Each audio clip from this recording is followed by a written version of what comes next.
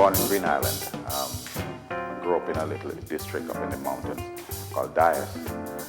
Went to Ruseas High School. I was 12 years old when I went to Ruseas. And in my first year, we put together a little school band. I was the harmonica player, that's my first instrument with the school band. And we entered a competition with a song that I wrote, and we won first place. So that convinced me that I might have some talent after all.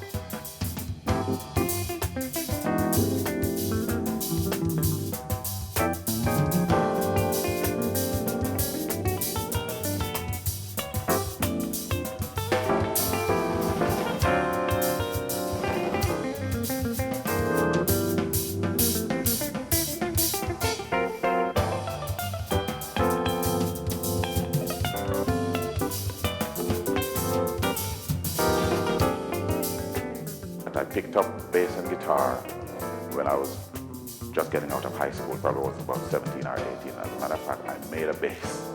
I learned to play on it. My dad did electronics, so I made the pickups. You know, my friend who did carpentry cut out the wood from my design, and that's what I learned to play on.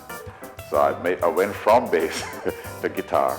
Because after high school, there was a little band put together in the next parish that also had two of my old schoolmates in it. And I went in as a bass player, they switched me to guitar, and in that band I started to play the guitar. A little band we call the Mighty Twins, out of Salomar.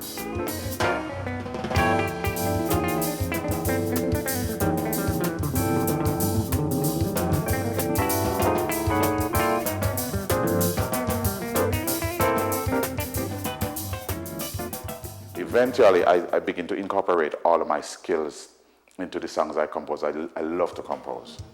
And I taught myself a little bit to read music. And with the help of some of the other musicians, they kind of fine-tuned how I could approach my writing and my reading and so forth. And out of great tribute to all of them, when I write my songs, I bear them in mind because the period that they were coming from, there was not an engineer's art in music. You had to know what you're doing with line and spaces. So I have that, but I guess because of my generation, then yes, I'm also electronic. So I'm combining both worlds. But those among us who have grown a little bit, you know, as musicians and become world class, need to put back some of the energy because it's my heritage.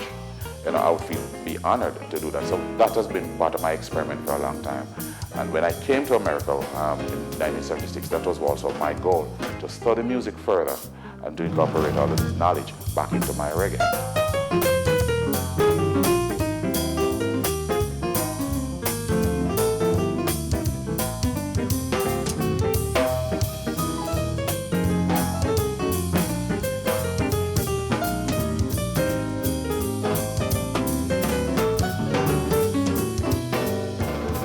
Another piece that took me back a little bit. There was some little reminiscence in it. The one called Mango Song.